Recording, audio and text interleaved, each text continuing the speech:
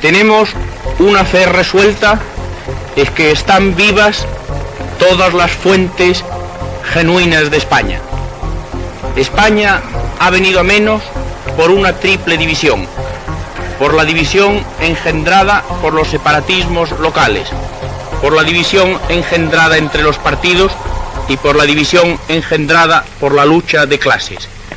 Cuando España encuentre una empresa colectiva que supere todas esas diferencias, España volverá a ser grande como en sus mejores tiempos.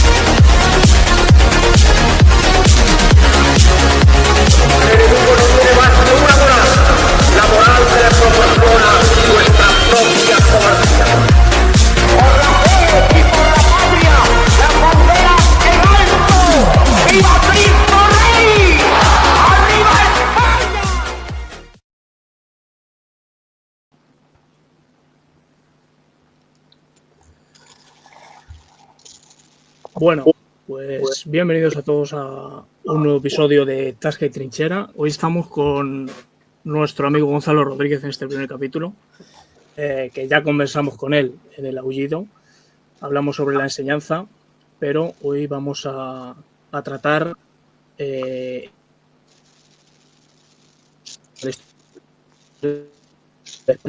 y va a ser la España, pero vamos a hablar de lo que consideramos nosotros como zócalo genético o punto de partida de algo más allá que la cuestión geográfica de la narrativa o historia o el concepto de nación-historia de España.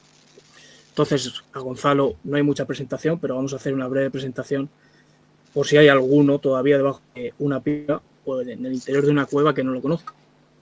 Gonzalo Rodríguez es en historia, con una tesis sobre precisamente lo que vamos a tratar hoy, el mundo celtíbero, héroes y magia, que al final la pondremos, está publicada en Almuzara.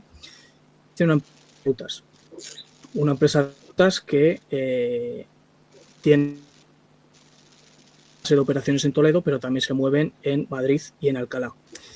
Así que tampoco me quiero extender mucho más allá, además de una serie de visitas que están haciendo ahora a Asturias, a Bélgica, con su colega y amigo también Daniel Gómez, en el Círculo Recaredo. Lo podéis encontrar en redes sociales y sin mucha más dilación vamos a entrar en el tema. Muy buenas, Gonzalo, ¿cómo vas? Bueno, pues yo encantado de estar con vosotros. Mientras estabas hablando, me ha parecido que se te iba a veces la voz. No sé si lo ha podido ver Julio. Sí, se ha cortado un poco, pero ya va bien, yo creo. Vale, ok, se te iba un poco. Decir que la presentación que habéis hecho del canal con la música y tal me ha dejado flipado, tío. Eso es ir a pecho descubierto, chicos, ¿vale? Hemos venido a dar caña, Gonzalo, aquí sin medias tintas. Así que bueno, a pecho descubierto, efectivamente mi tesis aquí la tengo, va por la segunda edición ya. Los celtas, héroes y magia, en realidad la tesis se llamó La tradición guerrera de la Hispania céltica, y ahora dejadme que haga publicidad, que estoy a punto de presentar ya, de terminar de corregir mi próximo libro. Si Dios quiere, saldrá antes de la noche de San Juan. Para quien sepa un poco lo que me conozca, bueno, pues es un libro sobre espiritualidad, es un libro sobre filosofía, y bueno, pues bebe de cosas tan peculiares como este autor, no sé si lo conocéis, la filosofía como rito de renacimiento. Entonces, bien, pues hay veces que es mejor renacer que simplemente estar en lo que te ha tocado.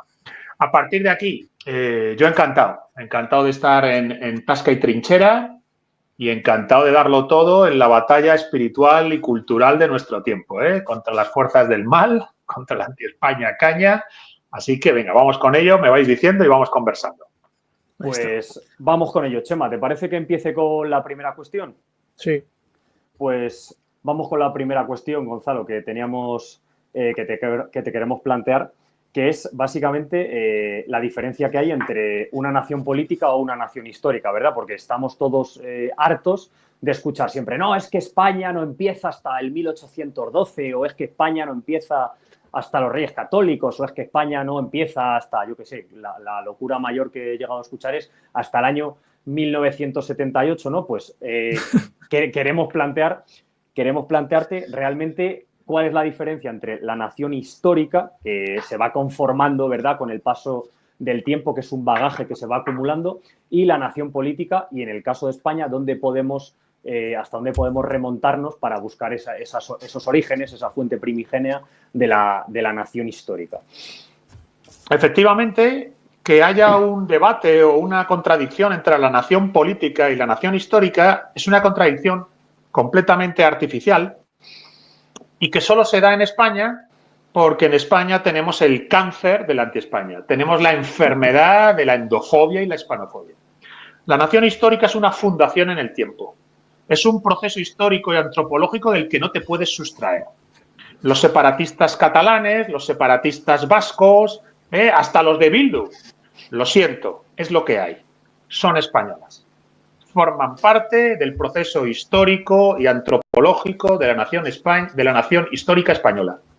Lo vasco, lo catalán es español y lo español se constituye en el proceso histórico y antropológico con lo vasco y lo catalán. Entonces, la nación histórica no te puedes sustraer a ella. Y es la que está presente en, por decirlo así, la cosmovisión desde la cual Alfonso X el Sabio escribe Historia General de España. Es la que está presente en la cosmovisión de Miguel de Cervantes cuando escribe una obra de teatro que llama El cerco de Numancia y aparece como personaje casi protagonista la propia nación española, que dice que los celtíberos son sus hijos. Entonces, la cosmovisión que alienta la idea que de sí mismos tienen Alfonso X o tiene el propio Miguel de Cervantes es España como nación histórica. Posteriormente, a partir de las revoluciones liberales, de la Revolución Americana, la Revolución Francesa, surge la nación política propiamente dicha. Y la nación política se puede llegar a constituir de una manera disfuncional o no, plena, irregular. Es decir, la nación política ya es fruto del proceso político contingente. Cuando se hace la revolución, se establece un proceso constituyente, la nación representa al pueblo que habla a través de la Constitución. En el siglo XIX español esto es un cisco, lo sabemos todos. De hecho, hemos estado metidos en ese laberinto hasta casi la transición. Los problemas que a día de hoy tenemos derivan de los problemas derivados de esa nación política decimonónica. Siempre digo que lo que ocurre durante el sexenio revolucionario, los problemas del sexenio revolucionario son casi la semilla y el anuncio de la pedazo de caos, de corrupción ideológica que respecto a la nación española y de la política y de los partidos se sigue teniendo a día de hoy en el 2025. Entonces, España como nación histórica es incontestable y como nación política es disfuncional. Y es disfuncional porque ha asumido al anti-España. Ha asumido la corrupción ideológica del anti-España y la tiene en las instituciones. De hecho, tiene a Bildu en el Congreso de los Diputados y tiene a Bildu pactando directamente con Pedro Sánchez. Bildu, que no solo es un partido político que defiende unas ideas anti-españolas de secesión de vascongadas respecto del resto de España, sino que además abiertamente es cómplice ideológico, ese es el concepto, es cómplice ideológico de la ETA. Por eso ha llegado a llevar terroristas con delitos de sangre en sus listas, joder. Entonces, España debe enraizarse en su nación histórica para corregir, confrontar y no consentir a los problemas de la nación política, que tienen un nombre fundamental, anti-España. ¿Vale? A partir de aquí, como la nación histórica es una fundación en el tiempo, no tiene un momento que se pueda señalar como tal. Es decir, no tiene la Constitución de 78, que la funda, no tiene la Constitución americana, que la funda, ¿verdad? Entonces, es un proceso. Ahora, en este proceso, nosotros, mi tesis fuerte al respecto es que el reino visigodo de Toledo y el tercer concilio de Toledo se podría decir que es el momento más importante en lo que sea el proceso fundacional de esa nación histórica. Pues con ese tercer concilio de Toledo y con esa España goda se plantean una serie de ideas que ya nos han acompañado y nos han definido. La primera, que la unidad geográfica que llamamos península ibérica se ha convertido en una unidad político-territorial y administrativa con Roma. Se ha llamado Hispania, provincia de Roma. Es decir, la unidad geográfica hasta Roma, enfrentada entre sí con distintos pueblos y tribus, sin apenas capacidad de ligazón o galvanización, muy poca, parece, pero muy mínimamente, con Roma se convierte en una unidad provincial. Hispania, provincia del Imperio Romano. Bien, los godos lo que plantean es convertir esa provincia en un reino soberano independiente. Un reino soberano independiente que coincida con esa provincia y que sea la encarnación en esa provincia de una cristiandad hispánica. El reino visigodo de Toledo, Recaredo se convierte en religión católica, funda la idea de una cristiandad hispánica. Entonces, nosotros entendemos que el proceso histórico del reino godo, y especialmente el tercer concilio de Toledo, 8 de mayo del 589, ¿verdad? ¿Lo he dicho bien? No, creo que no me he equivocado. Sí, para mí sería una fecha a tener en cuenta. Sobre todo porque, aunque el reino visigodo salta por los aires con la invasión islámica, por sus propios pecados, el reino godo por sus propios pecados, salta por los aires con la invasión islámica y se fragmenta en distintos reinos y condados, aparece casi una provincia de Carolingia, que es la marca hispánica, Navarra, Aragón y Cataluña, pero también aparece un reino soberano independiente que se considera heredero de la España goda perdida, el reino astur-leonés. Desde ahí, a lo largo de lo que sería la franja atlántica española, Galicia, el señorío de Vizcaya, Portugal, Castilla, se inicia un proceso de reconquista que es el que permite, tiempo después, a esa marca hispánica, Aragón, Navarra, también hacer reconquista. Entonces, esa reconquista en realidad es vivida desde dentro por los hombres y mujeres del reino astur-leonés como una restauración de la cristiandad perdida, como una restauración del reino godo perdido. El propio Alfonso X lo llega a plantear así en su Historia General de España. Estamos restaurando el reino que se perdió con la invasión musulmana. Estamos restaurando la España goda. Entonces, el ideal neogoticista o el ideal neogótico es el que mueve la reconquista, que se vive como restauración. Por eso, aunque lo que se restaura es otra cosa, las estructuras políticas, lo que surge es otra cosa, el ideal que ha movido el proceso de reconquista y restauración contra el Islam es el de la España goda perdida. La de la España perdida que canta el romancero viejo. Entonces, que ya me he liado como siempre, me he enrollado. La nación histórica, la nación histórica española es incontestable y desde la comprensión y religazón con la nación histórica hay que poner fin al problema de la nación política que se llama anti-España. Y para mí la nación histórica es un proceso y en ese proceso yo creo que es fundamental el reino godo de Toledo y el tercer concilio de Toledo. Y me había, no sé, ya me he ido, mira, casi 12 minutos aquí dando el rollo. Madre mía, qué pesado la cuestión es que esto es la base un poco para entender el resto del recorrido histórico de España, pero es clave ir a los conceptos, que no sé si es de Prada, creo que es de Prada en alguna, no sé si es la Fundación Gustavo Bueno o con esta, con Fortuneta y Jacinta, donde habla precisamente de que nosotros, con el concepto de nación, es realmente cuando cambia, o sea, qué conceptos de nación tenemos que entender. Si el concepto de nación, de natio, de la época romana, o el concepto de nación liberal. Entonces, claro, ahí cambia absolutamente los términos. De dónde viene uno y de dónde viene otro. Entonces, lo que tú explicabas al principio, de nación histórica, nación política, si nosotros entendemos esa nación política en 1812, queremos asumir bajo el paradigma de la revolución liberal y del paradigma de la modernidad toda la historia de España. Entonces, va a ser imposible. Va a ser imposible. No nos vale. No va de a ahí funcionar. que se le eche tantas pestes a la historia, o sea, a la nación histórica española. Y no Totalmente. nos valga ni el reino visigodo de Toledo, ni la provincia romana, ni la Edad Media. Nada. Entonces es lo clave has dicho ahí. muy bien.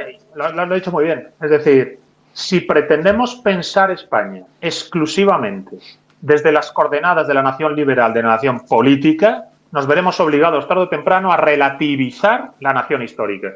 Eso Y es. aprovechando la relativización, el cáncer, la corrupción ideológica del vasco que dice que no es español o del catalán, bueno, que puede decir misa. Si aquí a la verdad de las cosas le importa un bledo nuestra opinión, ¿no? Entonces da igual lo que una persona se sienta o no se sienta, lo que es. Pero en cualquier caso la corrupción ideológica se propicia. Y tienes un anti-España en el País Vasco, en Cataluña, en Galicia, bueno, en cualquier lado, ¿no? En Toledo hay tíos que son anti-españoles, ¿no? Pues ya tú, chaval, estás corrompido ideológicamente. Bueno, pues Entonces, claro, por una... Dime. En la cuestión de la nación histórica, yo creo que tampoco debemos hacerle el juego un poco a esa nación política liberal de decir vamos a buscar una fecha.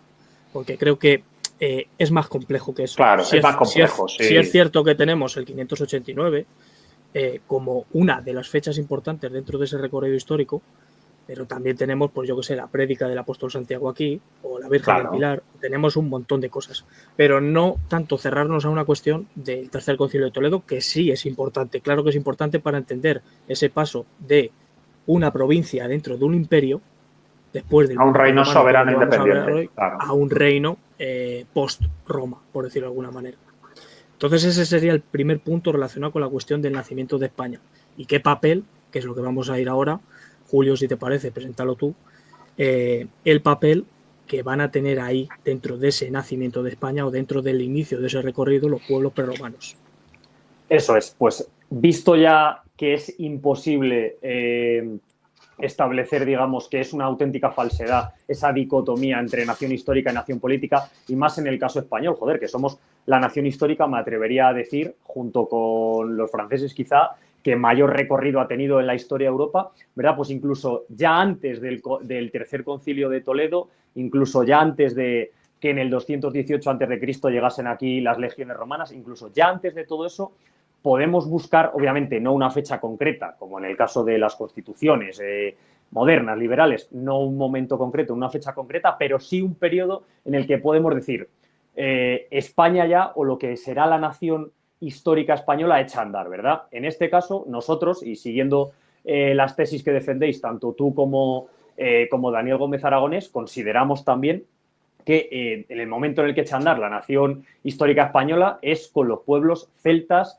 celtíberos e íberos, por supuesto, ¿verdad? Entonces, para meternos ya en esta cuestión, Gonzalo, en la que tú eres experto, vamos a ver un poquito cuáles son los orígenes de estos pueblos, más o menos en qué, obviamente no sabemos fechas exactas, estamos ya en un periodo prehistórico o protohistórico, si se quiere, pero en qué momento y quiénes son estos pueblos que llegan a la península ibérica, si les podemos llamar indoeuropeos, qué es lo que había aquí antes incluso de su llegada. Pues queremos empezar, digamos, por el principio. Vamos a empezar la casa por las raíces, ¿verdad?, más profundas. La clave sería dentro para lo genético, digamos. Por situar brevemente, 2 segundos. Sí, nos situaríamos en ese paso del Neolítico a la edad de los metales. Eso es. A la edad del bronce, un poco cronológicamente luego hablaremos de esa diferencia, de lo que tenemos aquí en la época neolítica con luego lo que viene por parte de las migraciones. Tenemos también el libro ahí de los indoeuropeos, que luego lo mencionaremos al final.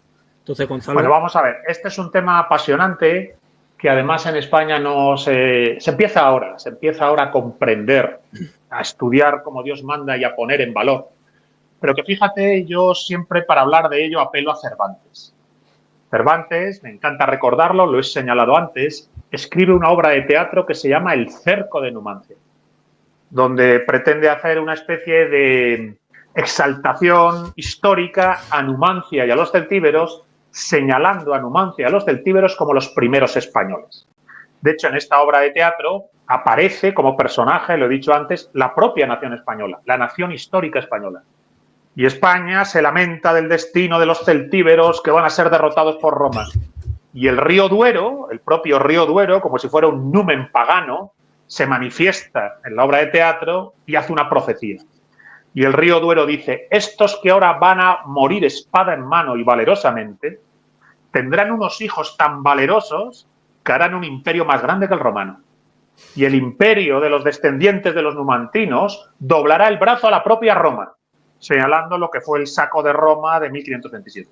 Es decir, Cervantes está ubicando las raíces de los españoles en los numantinos y está encontrando en el heroísmo numantino la pista, el anuncio del coraje y la grandeza futura que tendrá la España de la Reconquista y, sobre todo, en su época, la España del Imperio. Entonces, punto número 1.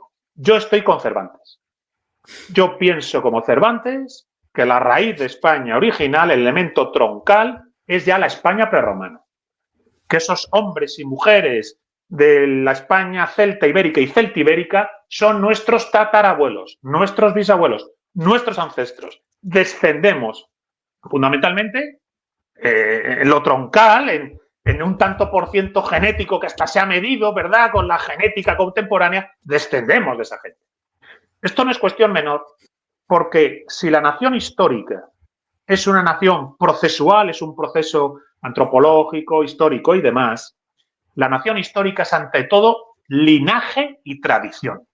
Linaje y tradición. La nación histórica no es entonces una constitución, no es un acto político, no es una ley que vota el pueblo. La nación histórica es un linaje y una tradición en marcha. Bien, pues yo digo que el punto de partida del linaje y tradición de la nación histórica española es esa España prerromana. Y esa es España prerromana, primero porque lo dice Cervantes. Yo doy ahí un criterio de autoridad. Primero porque lo dice Cervantes. Y segundo, porque por un lado, las evidencias empíricas de la ciencia genética apuntan en esa dirección. Y aquí no queremos hacer racismo, ¿verdad? No queremos hablar de razas superiores, inferiores y demás. No, estamos diciendo que es bueno saber quiénes son tus padres, tus abuelos, tus bisabuelos y tu linaje. Es bueno saber de dónde vienes en lo lejano. Bien, pues en lo lejano vienes de esa España de celtas, íberos y celtíberos. Pues el rastro genético, la ciencia así parece que lo señala, apunta a esa España prerromana. Entonces, la nación histórica es linaje y tradición. La primera parada del linaje y tradición de España como nación histórica, la España prerromana. Y así lo digo yo, así parece que apunta a la ciencia y así lo ensalza Cervantes en el Cerco de Numancia. A partir de aquí, vamos a ver. La España prerromana se constituye, tiene su etnogénesis en lo que sería el fin del Neolítico y la Edad del Bronce. En un proceso histórico que en realidad ocurre relativamente rápido y que supone la superposición como de dos placas humanas de movimientos demográficos y de población. El mundo neolítico, el mundo que ha estado ocupando, fijaos, Europa entre el 5500 a.C.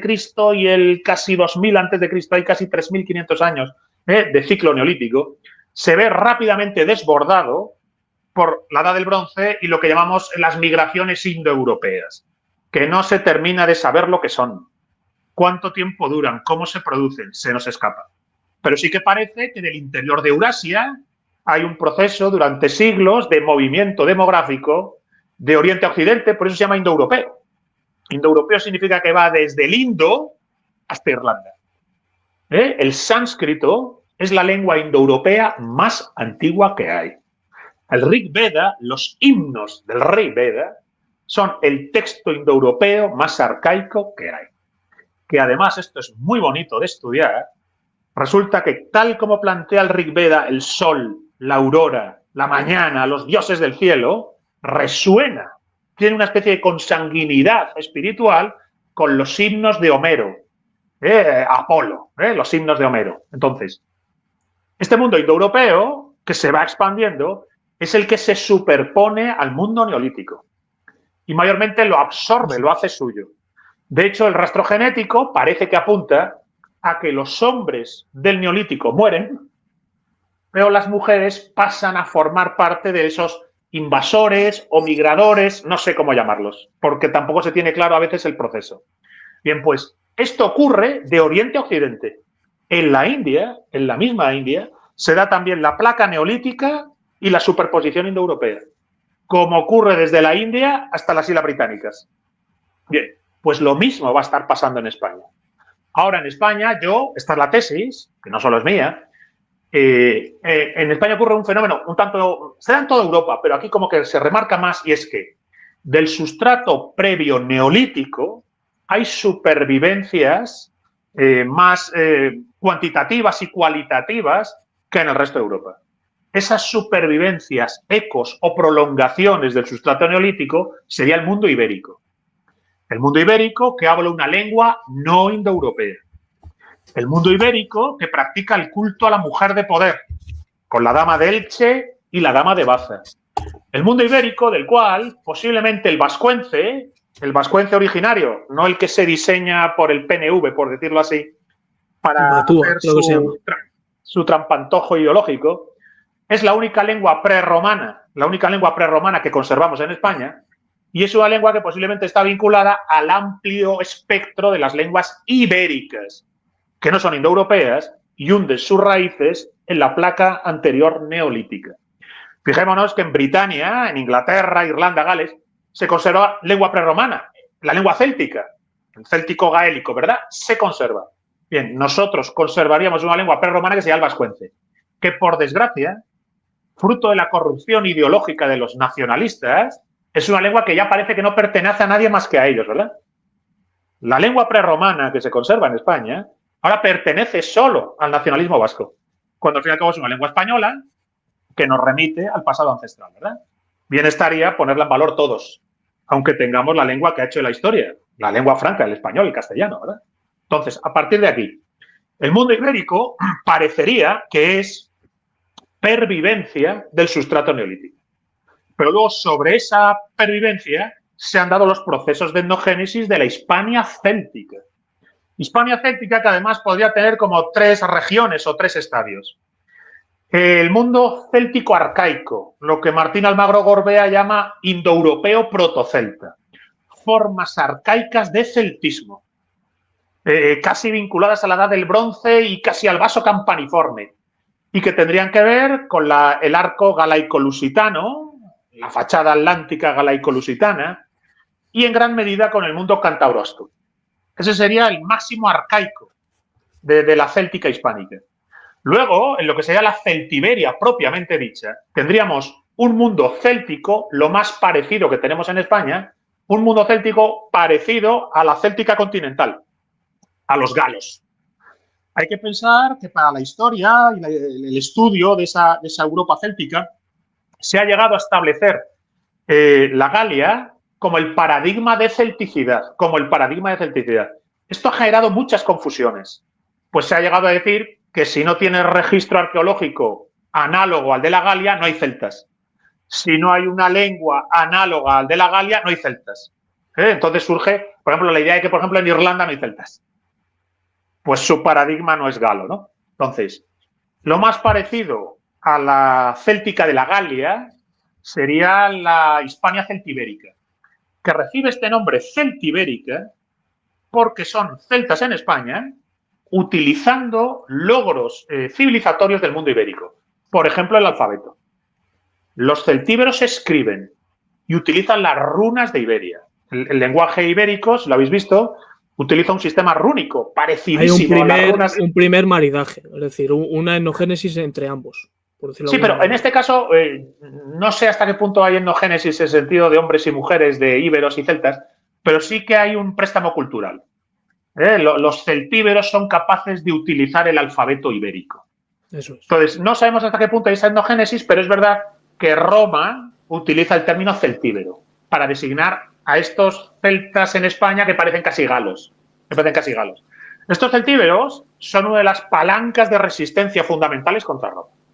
Ahora, si el arco galaico-lusitano y en gran medida el mundo cántabro-astur es el mundo arcaico, y si el mundo celtibérico es el más parecido a la céltica continental de la Galia, luego hay una amplia zona de transición en las mesetas.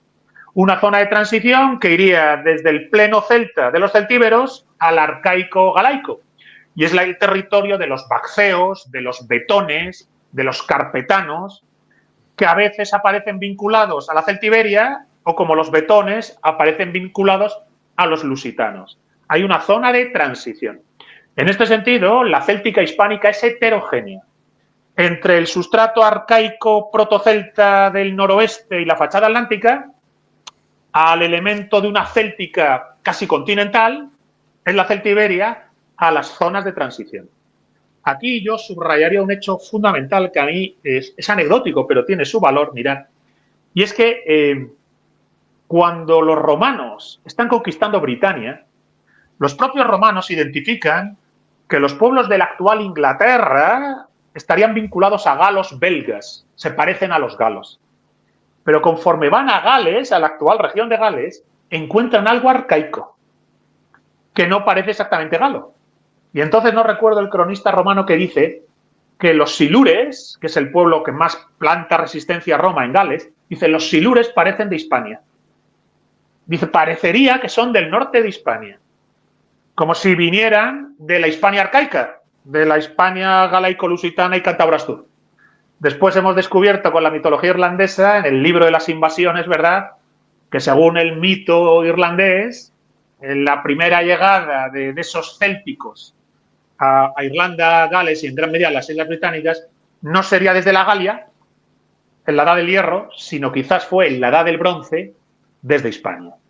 Entonces, España es una provincia de la Céltica britana, la Céltica gala, la Céltica hispánica y luego ya casi en Asia, en la actual Turquía, los Gálatas. Es la expansión oriental de la Céltica.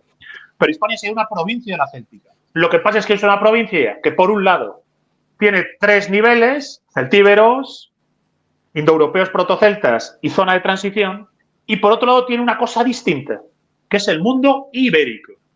Ese mundo ibérico que parece un eco del antiguo sustrato neolítico. Y entonces sí, esa cosa tan sorprendente de la dama de Elche y la dama de Baza, que no son diosas, no representan una suerte de Artemisa o de Atenea, sino son tumbas. Cada una de ellas es una escultura de una mujer.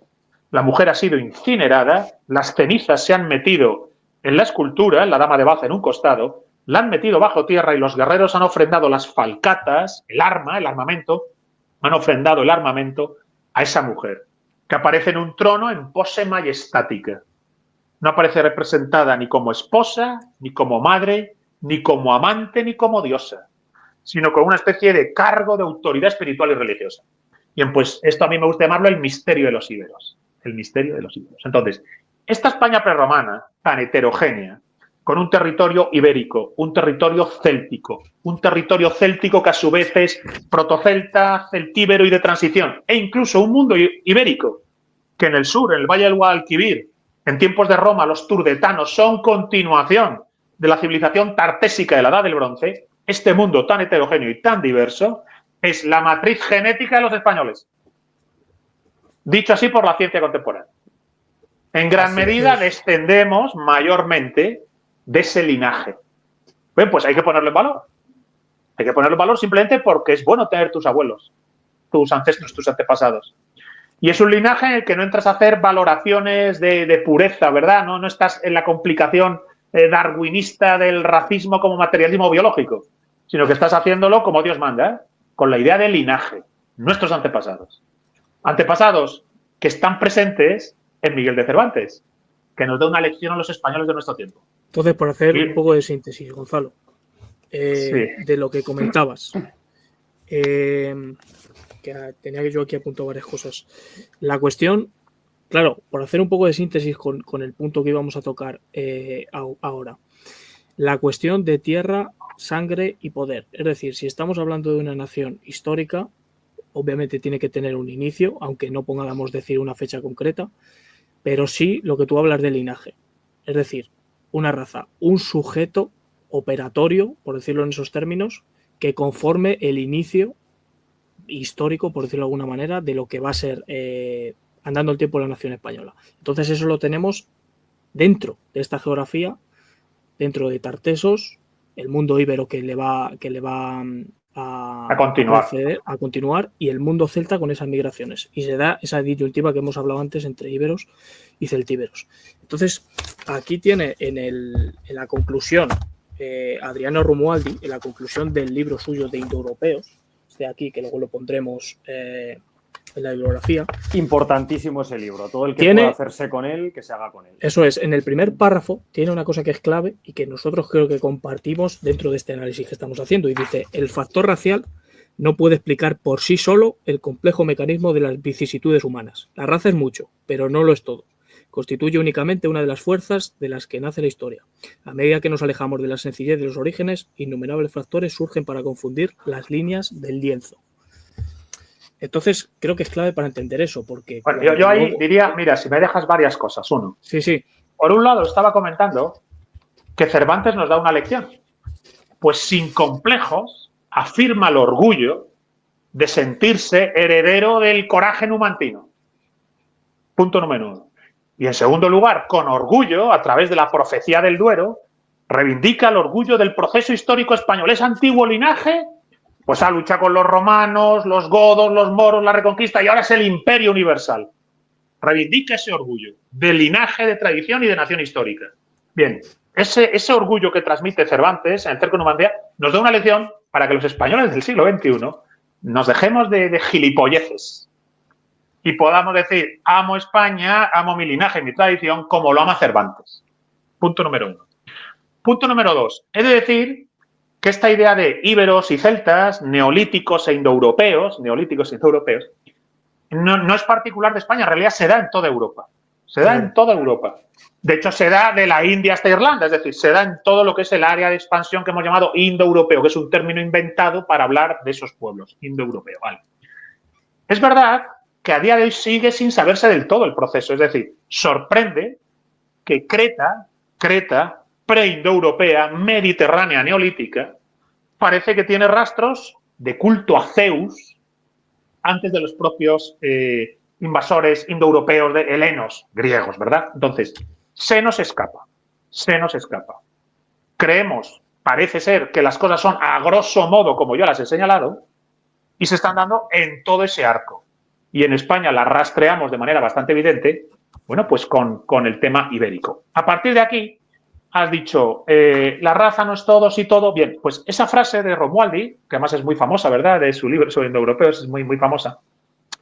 Creo que nos permite distinguir el término raza, tal como se maneja en el materialismo biológico, en el cientifismo a partir del siglo XIX, a partir de Darwin, se utiliza la palabra raza y se empieza a tratar al ser humano como si pueda ser un animal de pedigrí, con todo lo que es un animal de pedigrí. Bien, hay que recordar que en España nunca se usó la palabra raza así.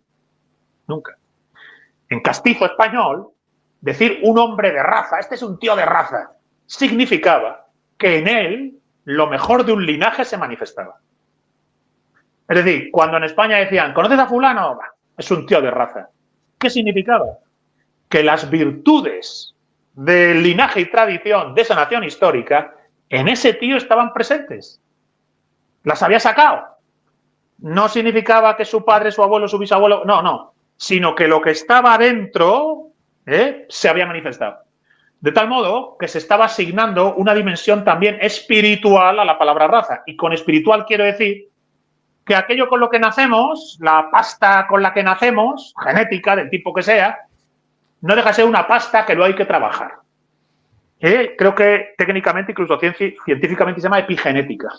Epigenética, creo que es el término que se usa para designar la potencia que se manifiesta o que queda lastrada.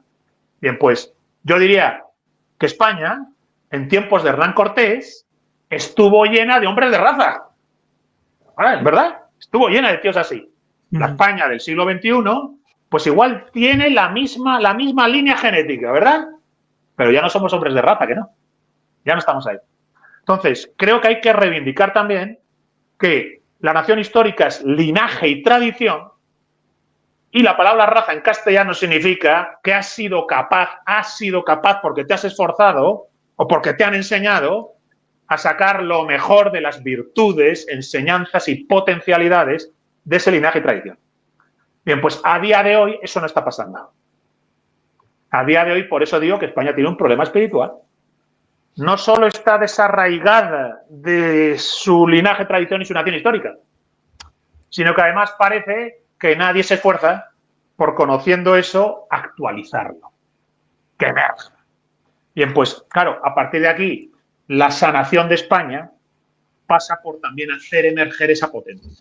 Y aquí hay que decir que muchas veces esa potencia emerge porque de manera natural algunas personas sienten la llamada de esa fuerza y otras veces el recuerdo del pasado, el valor ejemplarizante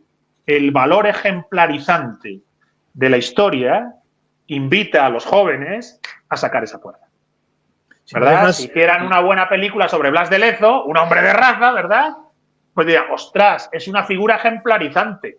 En lo que a mí me toque, voy a tratar de vivir de tal modo que Blas de Lezo estuviera orgulloso de mí, ¿verdad? Y entonces ya emerge la potencia del linaje y tradición. Creo, no sé si me he explicado, creo que sí, ¿no? Sí, te decía que yo esto lo comento porque, claro, es lo que tú comentabas, que a partir del siglo XIX la cuestión de hablar de raza y tal y cual ya es un tema peliagudo. Pero yo creo que lo enfoca muy bien Romualdi por el tema de decir, es necesaria una base desde la que partir.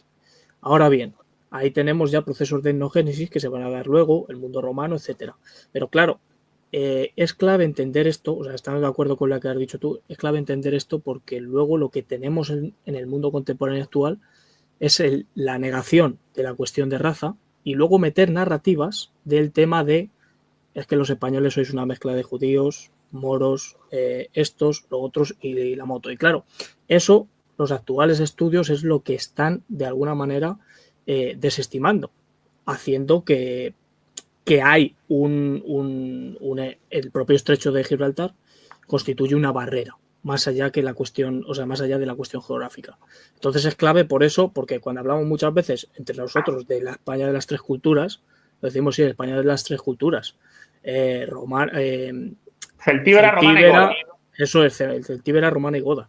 Entonces, eso ya dice mucho. Por eso, bueno, mucha gente dirá, ¿a qué nos referimos cuando decimos el zócalo genético? Pues precisamente a esto, de la base de la que partir ese barro. Luego ya ahí tendremos, obviamente, procesos de génesis y que la cuestión del linaje no lo sea todo, que tengamos más cosas. A ver, varias cuestiones. La España de las tres culturas, celtíbera, romana y goda. Es ahí donde se funda el linaje, por decirlo así. El linaje no es una raza pura. Es el proceso histórico y antropológico de estos pueblos que genera la nación española. Bien. Entonces, el linaje no es una raza biológica como la de los animales, ¿no? La raza de, yo qué sé, del bulldog. No, es otra cosa. Tiene un elemento de transmisión a lo largo del tiempo, de una cosmovisión, de una manera de estar. Entonces, el linaje confluye tanto el elemento natural biológico como el proceso histórico y antropológico. A partir de aquí, fijaos, resulta que despectivamente la leyenda negra extranjera, ya en Italia, después ocurrirá mucho en el mundo protestante, anglo-germano, se hace un desprecio al español porque está mezclado, que si los moros, que si los judíos, que si la madre que lo parió. Vale, pues mirad. Resulta que por un lado, la genética dice que no parece que haya ese mestizaje. Tiene su lógica por los movimientos de población del Islam durante la Edad Media en España. Pero bueno, la genética dice que no. Pero yo digo, mira, aunque la genética dijera lo contrario, hay que recordar que son los españoles que terminan la Reconquista los que hacen la aventura increíble del Imperio Universal. Entonces, yo no sé si Hernán Cortés y sus aventureros eran perfectamente nórdico-boreales. Tiene pinta de que no, ¿verdad? Pero llevaban dentro un linaje con una potencia capaz de hacer el imperio más grande, cuantitativo y cualitativo que ha existido jamás. Jamás. Entonces, en realidad, como el linaje no se basa en el pedigrí que puede tener un perro, ¿verdad? Somos personas, no perros. Como el linaje es otra cosa. Tú estás orgulloso del linaje español porque, al fin y al cabo, con mucha o poca mezcla, que parece que ahora es poca, bien, con mucha o poca mezcla, ese linaje hace lo que llamamos reconquista. Y el impulso de la reconquista hace el imperio. Y el imperio es el imperio universal más grande que ha conocido la humanidad. Y que encima se basa en la idea más grande que ha conocido la humanidad. La cristiandad una y trina, ¿verdad? El cristianismo uno y trino, el Dios uno y trino, la dignidad esencial, la salvación por las obras, el mérito espiritual, la santidad y el heroísmo. No vamos a desarrollarlo ahora. Entonces tú puedes llevar a gala y decir, mira, déjame de rollos, no me voy a hacer el análisis genético o si me hago me da igual. Lo que sí sé es que en última instancia los Rodríguez, Gómez, García, Sarmiento, Pérez, como queramos llamarlo, son los españoles de hoy en día los descendientes de los hombres y mujeres que hicieron la Reconquista y de los hombres y mujeres que hicieron el imperio. Y ese es el orgullo del linaje y de la tradición. Sí, entonces, en parte creo que hay que también reconocido que hay un zócalo, un punto de partida, como dice Romualdi. El punto de partida es la España, las tres culturas, celtíbera, romana y goda. Luego eso ha tenido un recorrido histórico admirable. Admirable. E inigualable, además. E inigualable. Otro pueblo ha tenido, vamos, ni una décima parte de lo que ha inigualable. La nación histórica española. Ese linaje inigualable hizo ese imperio. Que si luego me dicen que si moro, que si no sé qué, digo, bueno, parece que la genética dice otra cosa, pero es que me da igual. Lo digo porque seguro que en Internet habéis visto, por ejemplo, la cantidad de nordicistas que han surgido en los últimos años, ¿verdad? Sí. El nordicista es aquel que dice que solo tienes, solo hay dignidad humana en quien es nórdico boreal. y el sur de Europa no es moro, es marrón, no es nórdico boreal. Bueno, pues vale, di lo que te dé la gana. Pero porque Noruega no estaba a mitad de camino de las Indias. Si no, España hubiera conquistado y españolizado Noruega, que quede claro. Claro, si mi cuestión va que no tanto a un tema de pureza, que eso no será, pero tampoco lo otro, sino un tema del cual parte España en términos cuantitativos, es decir, pues eso, cuando llega aquí Roma no hay apenas 4 o 5 millones de habitantes y cuando llegan los godos apenas llegan 200.000. Es decir, a partir de la España céltica y la España romana no viene ningún contingente que supere a lo que ya hay aquí. Eso Entonces, es, totalmente. Esa es la base de la que luego se parte y se hace endogénesis con lo poco que viene aquí. Pues, pero primando totalmente de acuerdo con eso, totalmente es así. Eso es te podría decir que matemáticamente es así. Claro, en cuanto a personas, volumen de genética, de sangre, es así. Exactamente, entonces ahí tenemos esa cuestión del linaje y ya es que desde la propia superposición que has dicho tú entre esa cuestión neolítica y cuestión indoeuropea ya se está viendo. Lo que vamos a tener luego es que a ese linaje se le suma la cuestión espiritual, la cuestión de la propia idiosincrasia que se va proyectando a partir de pues, ese proyecto visigodo y la cuestión medieval, que es la que va a realmente darle esa identidad, por decirlo de alguna manera. Entonces, si te parece, Julio, avanzamos para no enrollarnos mucho en eso.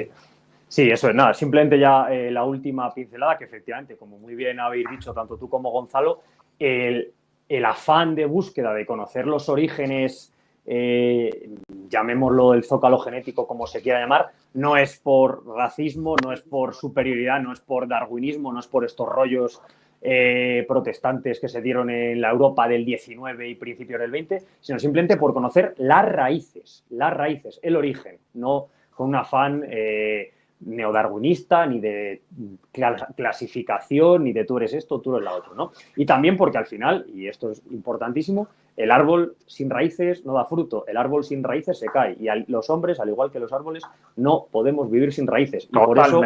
Y por eso en la intro de Tasca y Trinchera está la famosa frase de Cicerón de que aquel que no conoce historia será siempre un niño. Yo voy incluso más allá de Cicerón, es que el que no tiene raíces no puede vivir o llevar a una existencia totalmente ridícula o totalmente alienada. Posmoderna digamos, al arbitrio de cualquier moda, de cualquier estupidez. Entonces aquí estamos para conocer los orígenes, ¿verdad? Y bueno, y ya por proseguir un poco en el esquema que tenemos pensado, con respecto, has comentado, Gonzalo, también el tema de cómo se manifiesta, ¿verdad? Lo que en España siempre se ha llamado ser de raza, pues queríamos ir aquí, ya antes de meternos con la cuestión, con el contacto entre el mundo romano y el mundo prerromano, el mundo celta-celtíbero en la península ibérica, cómo se manifiesta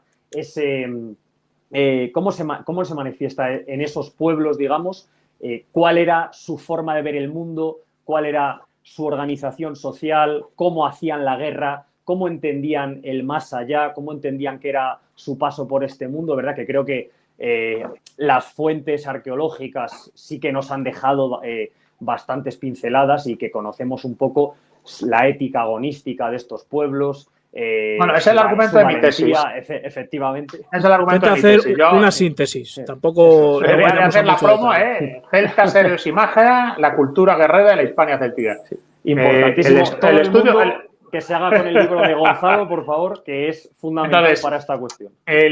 La cuestión aquí es que lo que se destila de las fuentes, del registro arqueológico, es que esa España prerromana, íbera, celta y celtibérica vive imbuida de la ética y la espiritualidad heroica. La idea de una gloria trascendente que se conquista y se merece por encarnar los ideales heroicos. Ideales heroicos que llevan a soñar con la mors triunfalis, la muerte triunfal. Dentro de mí hay algo más grande que la muerte y que la vida, y que se manifiesta en el heroísmo.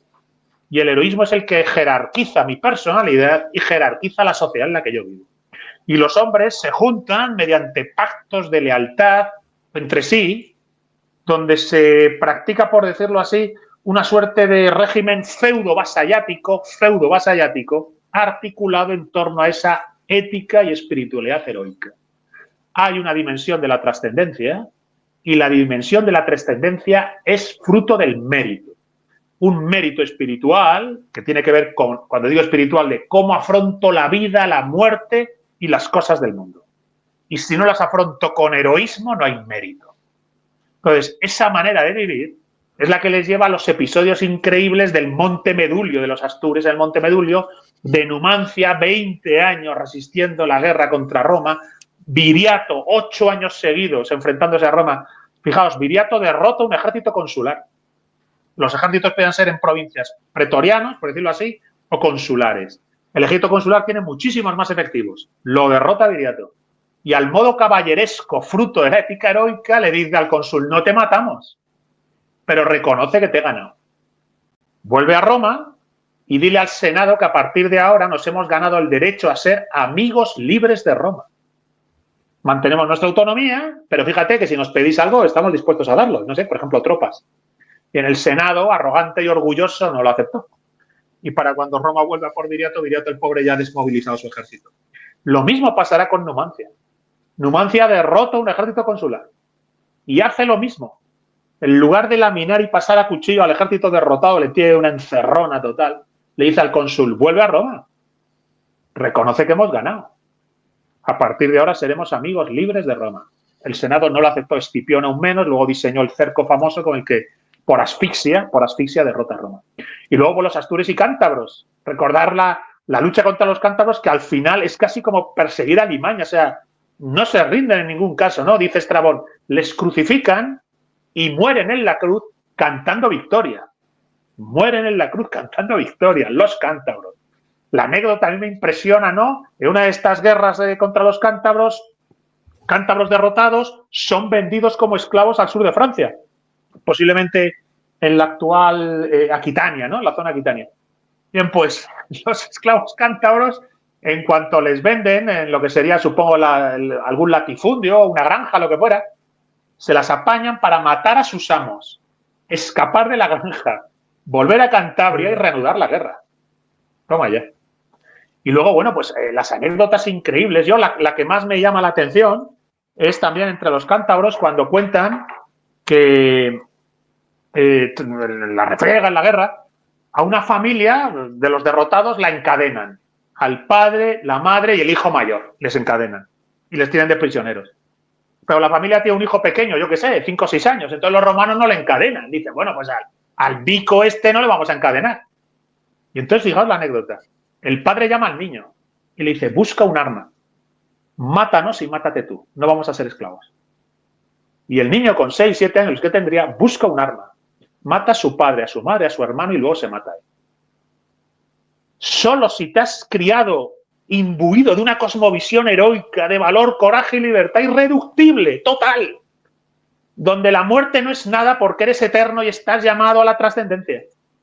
Solo si de algún modo notas dentro de ti que no eres un vulgar materialista moderno, sino que en ti está la chispa de lo divino y que además esa chispa se actualiza por el heroísmo y el coraje, pues entonces un niño con 6, 7 años obedece a su padre, mata al padre, a la madre y se mata a él. Por eso no se entiende desde la perspectiva moderna. Es imposible. Imposible. Lo mismo solo tienes en estás imbuido de la cosmovisión tradicional. Claro. Solo la cosmovisión tradicional más radical. No vale ninguna forma alicaída, puramente clerical y devocional de religión. O es una religión absolutamente vertical, central, que te dice, estás aquí para encarnar la potencia de lo alto hasta en la más humilde cosa. Solo la tradición en su sentido absoluto te da ese power, te da ese poder. Claro, es lo que luego aparecerá en el Monte Medulio. Cuando los cántabros se refugian posiblemente en su montaña sagrada, yo estoy seguro, mi tesis fuerte. Sí, es que el Monte Medulio son las médulas. Hay una hipótesis del separatismo gallego que dice que no, porque se menciona el río Miño. Bueno, el río Miño en realidad es el Sil. El Sil es el que pone el agua en el Miño. Entonces, de hecho, hay un romance medieval. A mí esto me interesa. Bueno, es que las médulas, el paraje de las médulas, en el Bierzo, un lugar magnífico, gracias a los románticos del siglo XIX, se ha podido recopilar folclore popular de las aldeas que hay en torno a las médulas. Y en ella no solo hay un folclore férico maravilloso, o sea, las médulas parece un reino de elfos, parece un reino encantado, sino que además se da el romance de el Monte Medulio, son las ruinas de las médulas. Las médulas, recordar que es una mina de oro, que hace Roma. Bien, Posiblemente el monte Medulla es un monte sagrado porque hay oro en él. Pero los astures, los últimos astures, o de casi los últimos astures, se refugian en lo alto de su montaña sagrada. Y entonces se nos cuenta que los romanos hacen un cerco a la montaña para que no puedan escapar y suben a por ellos. Y cuando los astures ven que está todo perdido, dicen, bueno, señores, pues hasta aquí hemos llegado. Y organizan un banquete y después del banquete se suicidan y se quitan la vida. Antes muertos que esclavos. Lo mismo que tienes Entonces, en Numancia también, se repite. En Numancia, la anécdota de Retógenes que cuento en el Museo Arqueológico. Retógenes va a Escipión a intentar firmar la paz. Les han cercado, les han matado de hambre y de sed. Y dice Retógenes, vale, nos habéis ganado, ¿ahora qué hay que hacer? Y Retógenes, que es un romano cabrón, le dice, mañana entregáis las armas acá. Y al día siguiente, desarmados y rendidos, os entregáis vosotros acá. Y os entregáis porque os llevo a Roma de esclavos y os paseo por Roma en mi acto triunfal, ¿no? 20 años de guerra, gana Escipión, lo quiere lucir, quiere sacar pecho. Buscaban la humillación. Claro, pues Retógenes vuelve a Numancia y dice, señores, hasta aquí hemos llegado. Ni humillación ni hostias. Queman la ciudad entera y se quitan la vida. Solo unos pocos no se suicidaron, casi todos se suicidaron. Y lo que cuenta es que el último caudillo de Numancia, el último jefe de la Mannerbund, ¿verdad? Retógenes, reúne a su tropa, a su guardia de corps, a sus 300, ¿no? Por decirlo así, a sus mirmidones, diríamos también, y dice, hacer una gran hoguera, y entonces nos cuenta Floro que como son guerreros van a morir peleando. Y entonces pelean entre ellos por parejas a muerte, aunque son amigos, pelean a muerte, con el orgullo de morir espada en mano. Y cuando matas a tu compañero, coges el cuerpo y lo tiras al fuego. Y después el que ha sobrevivido se clava la espada y también se tira al fuego. Y Retógenes, que es testigo de todo y permanece imperturbable, al modo estoico, completamente imperturbable, cuando todos han muerto, se saca la espada, se la clava y también se tira al fuego. Con 2 cojones, ¿no? Antes muerto que esclavo. Entonces, solo si estás imbuido de esa ética y espiritualidad heroicas, te planteas la vida a ese nivel. Para mí, esa España prerromana, y en episodios como estos, debería ser una fuente ejemplarizante del coraje, el arrojo, el valor, el orgullo, ¿verdad? La negativa absoluta a estar sometido. En primer lugar, a ti mismo. No puedes consentirte ni el temor ni el apego. Tienes que estar completamente desapegado y ser un vector de fuerza. Punto pelota. No he venido a ser feliz, no he venido a pasármelo bien. No. Quiero merecer la gloria. ¿No? Quiero merecer la gloria. Entonces, esa idea de mérito espiritual para la gloria trascendente es la médula que sostiene los episodios que de algún modo, impresionan a los romanos. Los romanos cuentan estas cosas impresionados. Se impresionan con Numancia, con el niño que mata a su familia. ¡Ostras! Bien, pues yo creo que esa España prerromana, maldita sea, linaje y tradición, como hizo Cervantes, hay que recordarla, coño. Claro, de hecho, son muchos los romanos los que precisamente, y tú tienes muchas frases en tu libro, precisamente, que cómo son estos narradores los que precisamente cuentan, todos impresionados, por decirlo de alguna manera, y reconociendo el valor de aquellos hombres a los que durante 200 años se enfrentan. Y luego esas cuestiones tan profundas son las que van a permear a Roma. Cuestiones como, por ejemplo, el culto imperial, o sea, el culto al emperador a través de la devotio, que viene precisamente de... La devotio ibérica. ¿Sí? Exactamente, que viene precisamente de ese mundo, de esa fidelidad hasta el final. Y... Bueno, es el culto a los jefes, el pacto de lealtad del jefe con sus hombres y de sus hombres con el jefe hasta la muerte. Si cae el jefe, lucharán todos hasta la muerte. Y si sus hombres no se retiran, el jefe se mantiene con ellos a pie de batalla. La muerte en el caso de los íberos, Indivil, ¿no? Indivil y Mandonio son líderes ilegertes. El ilegerte es un pueblo ibérico, luchan contra Roma y entonces recordar que muere rodeado por sus hombres, todos luchan con él hasta la muerte y al final Indivil ni siquiera los romanos se acercan a él, sino que le meten un lanzazo, o sea, pelea, le van clavando y finalmente con un pilum le atraviesa y le clavan en el suelo. Y el tío se queda clavado con la espada en el suelo. Joder, madre mía. Entonces son esas cuestiones que tú decías que cómo no se, por decirlo de alguna manera, cómo no tenemos esa fuente ahí para beber. Esas cuestiones como la meritocracia, la concepción de ese mundo mágico, de la cuestión del liderazgo, de las jefaturas guerreras, la división trifuncional. Son muchas cuestiones que están en la base de lo que luego En la va a base, conformar, eso es. de lo que luego va a conformar ese recorrido histórico de España que estábamos hablando y que va a Mi traspasar a Roma. hipótesis es que el capítulo de linaje y tradición de la España prerromana no se disuelve con Roma, sino que se mantiene a través del ciclo romano y reaparece con fuerza durante la Reconquista. Lo de la Reconquista no se valora en profundidad lo increíble que es el surgimiento del Reino de Asturias. Porque la marca hispánica, Navarra, Aragón y Cataluña, es la barrera pirenaica, la España pirenaica. Yo digo que hay 4 Españas: la mediterránea meridional, la mesetaria de interior, la atlántica y la pirenaica. La España pirenaica se convierte en una barrera que crea casi la Francia carolingia frente a los moros. Entonces, esos territorios, Navarra un poco menos, pero en general los 3, condados catalanes, Aragón y Navarra, son como, están vinculados, subordinados a la Francia carolingia y funcionan como frontera frente a los moros. Pero en las montañas de los cántabros y los astures, que todavía en tiempo de los visigodos, los godos pactan con el senado cántabro, hay un senatus cantabrorum, hay un senado cántabro, ese territorio de astures, cántabros y godos huidos de Toledo y de otras ciudades que se refugian con los astures y cántabros de las montañas, surge la resistencia. Y se funda un pequeño reino con la leyenda de Covadonga, que tiene una parte histórica y una parte legendaria, pero la realidad es que se funda un reino que es capaz de resistir, no ya a la potencia militar del Al-Ándalus, que es brutal, sino que es capaz de cada 50 años bajar la frontera. No se dice suficiente que la frontera del reino astur-leonés y después de Castilla y demás, no hay una sola vez que retroceda. Siempre baja al sur, siempre baja. Incluso cuando Almanzor tiene potencia como para saquear Compostela y llevarse las campanas de Compostela, ¿verdad? Incluso cuando están contra la pared, la frontera no retrocede. Entonces, ese coraje indómito que se demuestra en aquella época, maldita sea, es ejemplarizante, es inspirador para cualquiera. No hace falta ser español para que te inspire. O sea, podría ser, yo qué sé, podría ser escocés y sentirte inspirado por la historia del reino astur-leonés. Bien, pero con más razón si eres español, coño.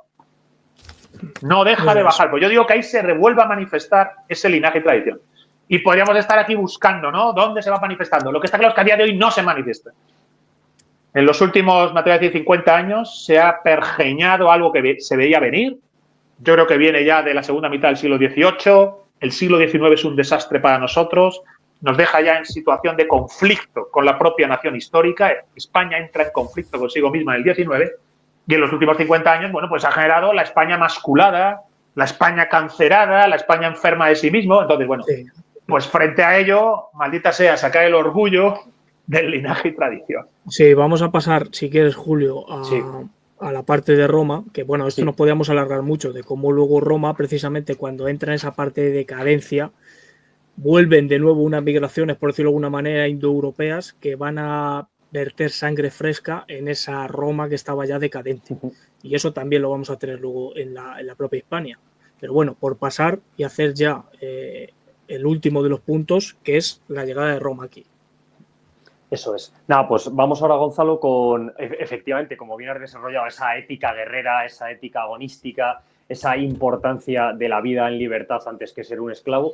Cómo, a pesar de esos episodios tan épicos, tan heroicos de resistencia del Monte Medulio, de Numancia, de Viriato, cómo a pesar de todo ello, cuando Roma y los pueblos íberos, celtas, celtíberos entran en contacto, finalmente la superioridad técnica, militar, organizativa, incluso estatal de Roma se va a revelar superior, ¿verdad?, a ese ardor guerrero, y finalmente estos pueblos van a acabar sucumbiendo. No obstante, y como ya ha señalado Chema, podríamos citar, por ejemplo, a Piano de Alejandría, ¿verdad?, como los romanos, maravillados por esos episodios, por ese barbarismo primigenio que ya la propia Roma ha perdido, van a recoger en sus fuentes, incluso van a admirar a los hispanos. Entonces vamos ahora un poco a cuál va a ser la pervivencia, aunque ya ha señalado unas cosas, pero qué van a coger los romanos o qué se van a quedar los romanos del mundo prerromano y qué, a su vez, los pueblos que ya prerromanos van a su vez a asumir el mundo romano, ¿no? ¿Qué simbiosis hay entre los dos mundos? A ver, por un lado, los bárbaros no podían ganar. Ni en la Galia, ni en Britania, ni en España, ni en Germania. Los bárbaros no podían ganar a Roma. Podían ganar batallas, podían dar muestras de un coraje y un arrojo que impresionara, incluso asustara a los romanos, pero no podían ganar. Roma tenía una maquinaria logística, estratégica, estatal, económica. La guerra de 20 años de Numancia arruina los recursos humanos, materiales de Numancia. Y Roma puede todos los años volver a la guerra sin cansarse. Pues es imposible, en realidad, que los bárbaros durante la República y durante el Alto Imperio, hubieran podido ganar. Roma tiene a favor el tiempo. Claro. O sea, Roma es un estado potentísimo y con un planteamiento, una estrategia y una comprensión de lo que está haciendo. Y los bárbaros viven en un estado de inocencia bárbara que les saca el coraje, el valor, el arrojo, pero no entienden lo que tienen enfrente. No son capaces de entender, fíjate, cuando Julio César ataca a la Galia para asustar a los germanos y advertirles que a partir de ahora en la Galia mandaba él. Bien, pues el tío construye un puente en 8 días para cruzar el Rin. Cruza el Rin, se mete con las legiones en los bosques de Germania, los germanos se asustan acojonados, dicen, ostras, ¿quién ha venido? Y a la vuelta desmonta el puente. Los germanos nunca fueron capaces de construir un puente que cruzara el maldito río Rin. Y en 8 días lo monta y lo desmonta Julio César. Entonces no podían ganar los bárbaros, no podían. Ahora, Roma entonces lo que impone es el modelo civilizatorio. O sea, el tronco, dices tú, no, el tronco genético, el linaje es básicamente la España celta, íbera y celtibérica, correcto. Pero la placa civilizatoria que genera una provincia, una unidad, una lengua común, una lengua franca, una lengua que puedan hablar todos, que se entiendan todos. Para no estar en Babel tiene que haber una lengua franca. La lengua franca de esa Hispania va a ser el latín. El aparato administrativo va a ser el romano. Entonces, Roma civiliza a los bárbaros en esa romanidad. Ahora, este mundo bárbaro no desaparece. Fijaos, hemos dicho que en tiempo de los godos sigue existiendo el Senado cántabro, el órgano de gobierno de los cántabros, ¿no? Entonces, el mundo bárbaro no desaparece y es capaz de encontrar fórmulas de maridaje con Roma. Yo reivindico en mi tesis doctoral el culto imperial. Cuando Roma vuelve, por decirlo así, a una monarquía, a través de los emperadores, diseña una especie de modelo, diríamos, gibelino, ¿verdad? Diseña un modelo gibelino de imperio. El emperador es imperator y pontifex. Bien, pues esa idea de una jefatura capaz de asumir atribuciones religiosas y de encarnar a su vez un ideal de gloria que galvaniza a todos en la vertical del imperio hacia lo alto, esa idea es la que practican en el culto a los jefes en el mundo bárbaro. La que se ve, por ejemplo, en la pira funeraria de Viriato, la manera que tienen de tratar la pira funeraria de Viriato. Viriato ha trascendido a la gloria y a través de Viriato sus hombres quieren merecer la gloria. Entonces, creo que también hay un elemento interesante de cómo los bárbaros se romanizan en gran medida a través del culto imperial. Culto imperial que luego se degrada, obviamente. Se degrada hasta el punto de que el cristianismo lo desborda, desaparece como tal. Y es verdad que ya en el Bajo Imperio aparecen otros bárbaros diferentes. No son los germanos que derrota Julio César, ya son otra cosa. Suevos, vándalos, alanos, godos, ostrogodos, visigodos, longobardos, érulos. Ya surge otra cosa, empujados por Atila y los hunos. Y además tienen otro nivel militar, tienen también un impulso migratorio fortísimo respecto de la propia fascinación que se ha creado en el mundo bárbaro respecto de Roma, del Imperio Romano. Y Roma, por otro lado, está debilitada. No es la Roma de Augusto, ni de Tiberio, ni de Marco Aurelio. Es otra cosa. La Roma en crisis. Es una Roma en crisis que se ve derrumbada y entonces surge otra cosa, que es esa síntesis de bárbaros, romanos y cristianismo. Y la síntesis de bárbaros, romanos y cristianismo genera el medievo. El medievo es la síntesis de esas cosas, ¿no? Entonces, creo que nosotros, respecto de España, tenemos que entender que hay una España bárbara, prerromana, celtíbera, celta ibérica, hay una España romana, civilizada, que mantiene muchos ecos del pasado prerromano. Yo siempre, por ejemplo, hablo de muchas fiestas populares, las reivindico en mi tesis, a veces en algunas ponencias. Las mascaradas de invierno, abundantísimas en España. Yo creo que no hay más mascaradas de invierno en lugar de Europa más que en España. Bien, son ecos, no ya precristianos, son épocos prerromanos. Entonces, hay una tradición prerromana que se manifiesta en el folclore. Martín Almagro Gorbea ha escrito un libro maravilloso, ¿no?, sobre el rastro prerromano en la literatura, ¿verdad? En el Cantar de el otro Miocid. que tiene Almuzara sobre los celtas. Sí, exacto. Ahora lo vamos a enseñar. Es un libro cojonudo. Bien, pues ahí es donde se ve cómo en la folclore popular, con vestiduras cristianas o formas del marco romano, lo que se alienta de fondo es el pasado prerromano. Y luego hay que decirlo, llevarlo a gala, que la espada de frontón, que llaman los arqueólogos, la espada de frontón, que es una espada de la España céltica, bueno, la usan íberos y celtas, la espada de frontón que es característica del mundo celtibérico en general desde la España prerromana, es la matriz del famoso Gladius Hispaniensis, la espada española. Eso es. Los romanos diseñan una espada para sus legiones. La espada que diseñan los romanos para sus legiones se llama espada española, Gladius Hispaniensis. Bien, pues ese Gladius Hispaniensis es la adaptación que hace Roma de un tipo de espada que encuentran acá y que los arqueólogos llaman espada de frontón. Así Eso que bueno, es. ahí hay interesante. Voy a comentar por unir todos los puntos que teníamos con esto último que has dicho cuando has hablado de la placa civilizatoria.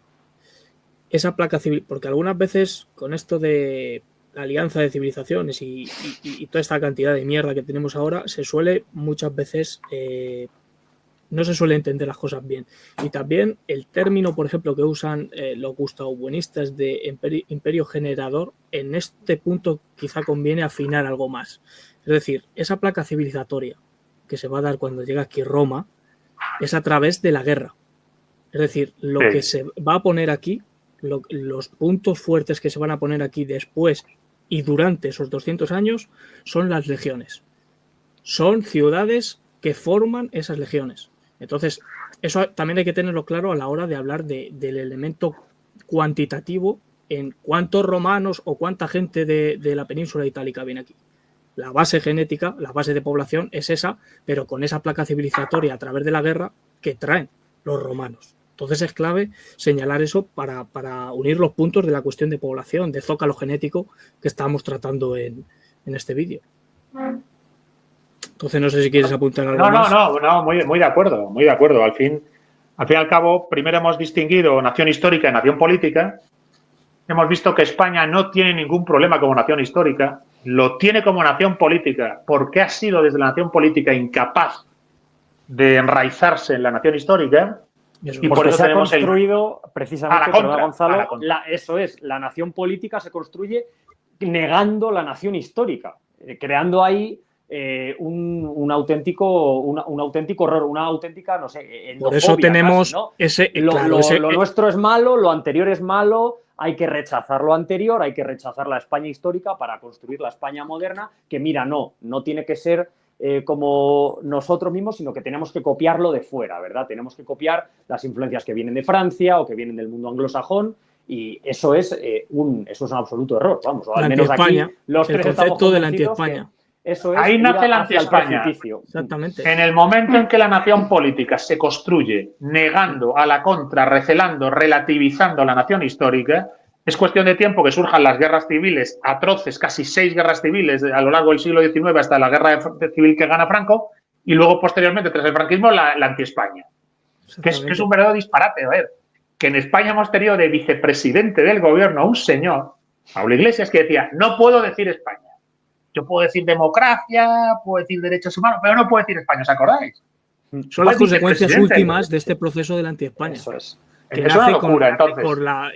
Por la implantación o el intento de implantación del paradigma moderno. Es decir, la guerra civil es que es todo una guerra civil. El siglo XIX no se puede entender sino a partir de la implantación de ese modelo moderno, de ese modelo europeo, por decirlo de alguna manera, de las revoluciones europeas, del protestantismo político europeo que se intenta implantar aquí.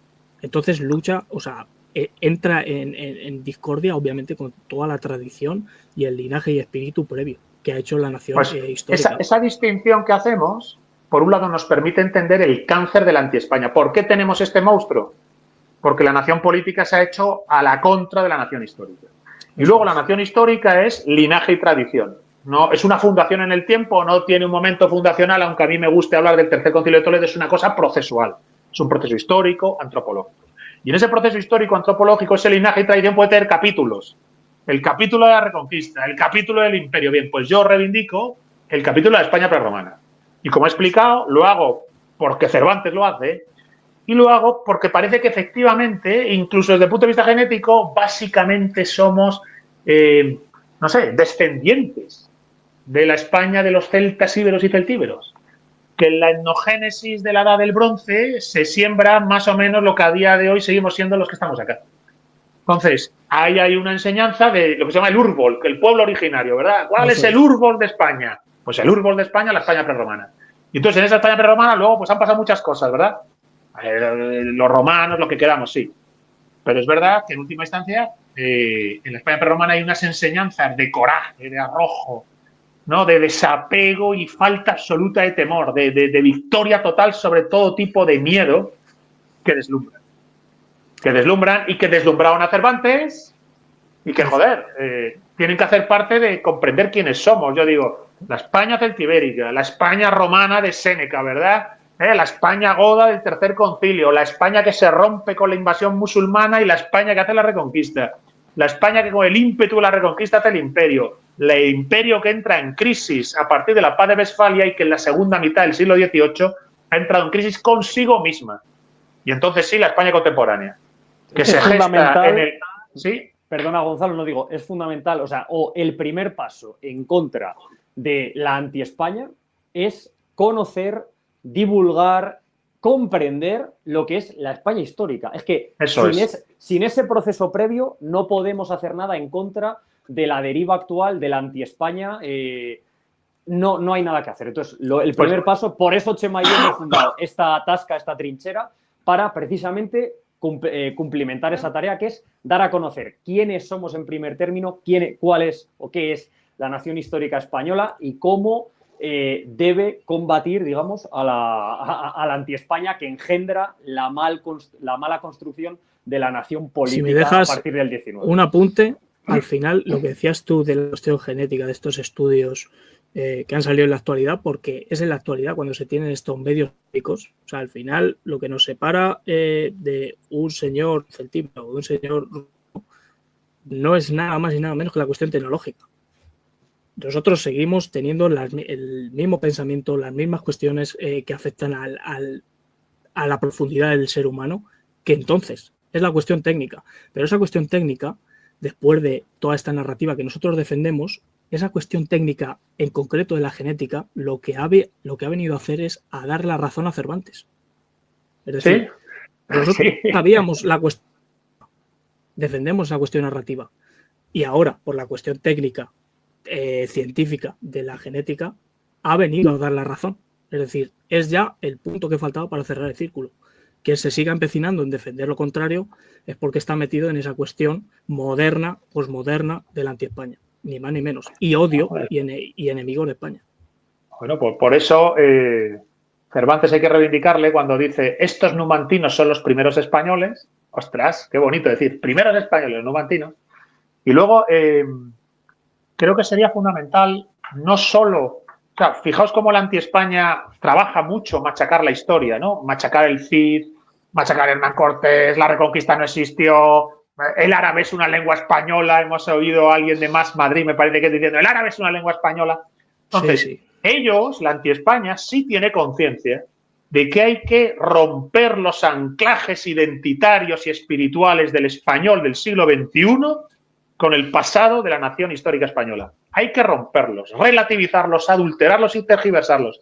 Por eso ellos machacan la posibilidad de reanclarte, reconocerte, enraizarte en la nación histórica. Bien, pues a la contra hay que actuar. Pero no solo hay que actuar a la contra con la divulgación, con los libros, con las ponencias, que también, sino con la actitud. Hay que encarnar el hombre de raza, ¿no? Si hemos dicho, no, es que en España la palabra raza no es biológica, es aquel que en el linaje se manifiesta, coño. Pues hay que hacerlo así. Hay que convertirlos en hombres de raza. Yo lo llamo la raza del espíritu. Usando aquí el concepto famoso de Boliano, yo digo, ¿quién es un hombre de raza? La raza del espíritu, el que manifiesta la grandeza de un linaje. Un linaje que ya nos da igual incluso, ¿no? Tú dices, la genética, ¿no? Habíamos dicho antes, descendemos de ellos y entonces ahí te dicen, no, que sois medio moros. Y tienes que decir, mira, aunque lo fuéramos, que no lo somos, esos medio moros hicieron el imperio universal. Cruzaron el Atlántico y Hernán Cortés se enfrentó a la aventura de conquistar el imperio azteca. Ostras, descendemos de esa gente, ¿verdad? Claro, descendemos de Cervantes, que está en la batalla de Lepanto, que está impreso en Argel, que vuelve, que se hace poeta, dramaturgo, que al final de su vida dice, de lo que estoy más orgulloso, del brazo que tengo manco, porque lo ganó en la mayor ocasión que vieron los siglos, luché bajo los estandartes del rayo de la guerra en Lepanto. Dice, antes que autor fui soldado, joder.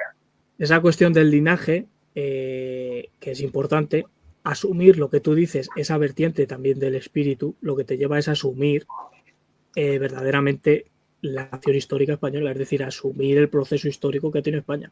Es decir, no me quedo solamente en una cuestión de linaje, sino también en una cuestión de tradición y de espíritu. Eso es, linaje y tradición, ese es el concepto, exacto, linaje y tradición. No basta con tener los antepasados, vas a tener que merecer que los antepasados te respeten. Vive de un modo tal que Blas de Lezo estuviera orgulloso de ti. Eso es. Entonces, Julio, si te parece... Pues nada, vamos a ir cerrando, como siempre. Bueno, yo concluiría si...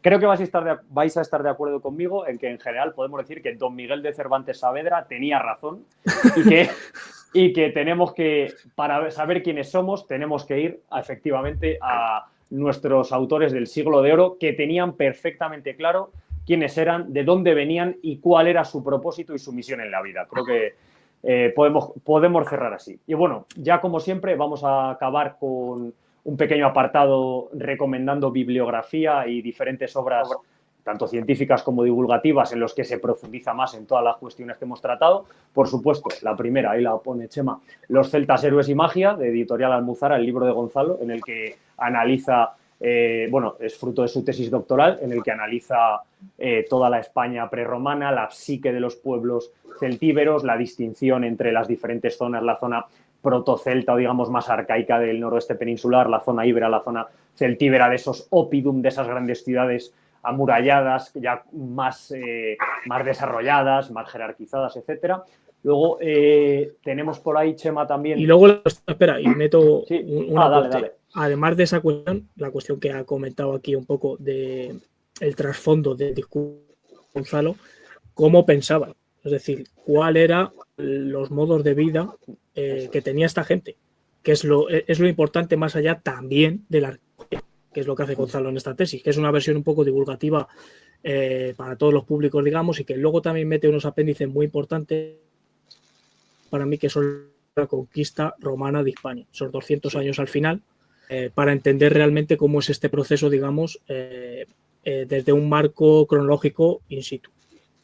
Además de tenemos el otro que hemos hablado de Martín Almagro Gorbea. Buenísimo. Pues básicamente es lo que comentaba Gonzalo, de cómo han influido esos mitos, ese imaginario, toda esa cuestión en la literatura española, desde la época medieval, prácticamente hasta entroncar con el romanticismo y casi nuestra época. Como todo ese trasfondo queda ahí un pozo cultural del mundo celta. Luego tenemos otro que me ha comentado antes de empezar Gonzalo, que seguro que lo conocerá él algo más. Si quieres, bueno, es mi libro favorito de la España prerromana. Si solo tuviera que recomendar uno, recomendaría Los cántabros antes de Roma, de Eduardo Peralta Labrador. Es una verdadera maravilla y estudiando a los cántabros, las guerras contra Roma, los yacimientos, todo, se destila de manera evidente ese alma de espiritualidad y ética heroica que alentó a la España prerromana. Es una maravilla el libro, una maravilla. Pues ahí queda. Y luego un manual un poco más breve de los pueblos prerromanos de la península ibérica nos habla de Tartesos hasta los últimos cántabros de la conquista de Roma, un poco por si la gente se quiere hacer una idea a nivel, como digo, de manual, a nivel arqueológico, no tanto abundando en las cuestiones que hemos comentado aquí, tienen este. Hay muchos más, pero bueno, por seleccionar uno.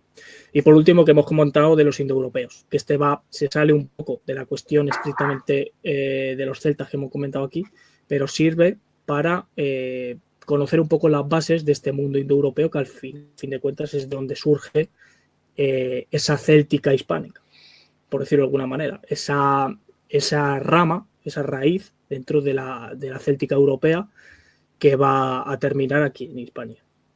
De Adriano Romualdi, también un autor bastante desconocido, murió muy joven, pero que tiene unos trabajos muy buenos, entre ellos el de los indoeuropeos. No sé si quieres comentar alguna cosa, Julio. Pues que de todos los que hemos citado, yo creo que en general están muy bien para acercarse a la cuestión y que todo el que pueda se haga. Ya digo, si quiere más a nivel general de la cuestión digamos, de los inicios, de dónde surgen estos pueblos, el de Romualdi es genial. Además, es bastante breve, se lee muy rápido, y luego ya más en detalle, por supuesto, el de Gonzalo, que entra más a ver la psique de los pueblos, su organización social. Una cuestión que no hemos comentado, que a mí, cuando lo leí y vi las diferentes ilustraciones que hay sobre el tema, que lo tiene Gonzalo, que es, por ejemplo, la exposición que hacía los celtíberos de los cadáveres de los caídos en combate a los buitres, para que los buitres, como criaturas que intermedian entre el mundo terrenal y el mundo celeste, el mundo del más allá, al devorar el cadáver del caído en combate con honores, lo transportaba hacia arriba a lo alto, ¿no? Pues bueno, todas estas cuestiones de psique que son brutales, son súper interesantes en el libro de Gonzalo. Y luego, bueno, no sé si lo tienes, Chema, también, mencionar también, hay un par de revistas de la editorial. No las tengo, pero bueno, coméntalas. Lo comentamos, un par de revistas de la editorial Despertaferro, en concreto sobre Numancia. Hay un número especial dedicado a Numancia. Luego hay otro número especial dedicado, monográfico, dedicado a Viriato. Y luego también hay varios más sobre los pueblos mesetarios, betones, etcétera, etcétera. Y otro en concreto sobre los celtíberos. Entonces, pues bueno, yo creo que ahí queda dicho. Hemos hecho ahí una buena recopilación bibliográfica para todo el que le interese profundizar en esta cuestión. Así que si ya quieres cerrar, ya terminamos. Pues nada, cerramos. Le agradecemos a Gonzalo que se haya acercado a nuestra tasca y obviamente estamos en la misma trinchera contra la deconstrucción, contra la anti-España, contra todas las mentiras que básicamente lo que buscan es desarraigarnos y convertirnos en unos engendros posmodernos al arbitrio de cualquier moda y cualquier absurdez. Y pues gracias, Gonzalo, por pasarte. Y nada, y hasta aquí este primer episodio de Tasca y Trinchera. Así que bueno, para mí un honor que el primer episodio de Tasca y Trinchera, bueno, pues haya sido esta conversación conmigo, un honor grandísimo. Y bueno, pues dejarme que diga que a quien le interese, bueno, pues los temas que trato, que sí, que de aquí a nada saldrá mi libro, sale casi ya, yo creo que mediados de mayo, finales. Y mira, no he dicho todavía el título, lo voy a adelantar. Exclusiva. Es una exclusiva. El libro se va a llamar El aullido del lobo. Orientaciones espirituales para jóvenes guerreros. Sí, orientaciones espirituales para jóvenes guerreros. Si no queremos tragar con la mierda posmoderna, hay que prepararse desde bien joven. Bueno, señores, pues muchísimas gracias. Muchas gracias, Gonzalo. Gracias. Fuerza y honor. Fuerza y honor. Adiós.